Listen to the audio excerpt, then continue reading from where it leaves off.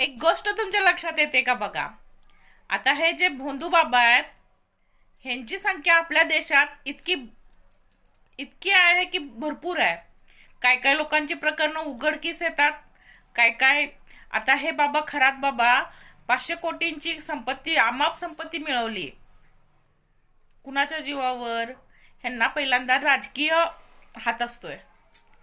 आता राजकारणातले मोठे मोठे लोक ह्यांच्याकडे जातात, फोटो वगैरे व्हायरल होतात, म्हणजे आमच्यासारखी जनता काय त्यांना वाटतंय हे मोठे झालेत ते ह्या बाबाच्या जीवावर.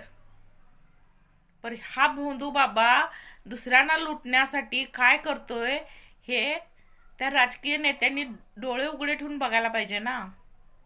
आणि आपली जनता कशी आहे माहितीये काय, मेंढरासारखी. पहिलं मेंढरू चाललंय ना रागेत, त्याच्या मागत जायचं. तिथं पुढं खड्डा असला, ते पडलं तर आपण पण त्यातच पडायचं जाऊन.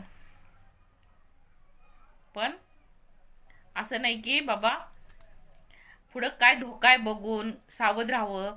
आपल्याकडे अशी विचार करण्याची शक्तीच नाही.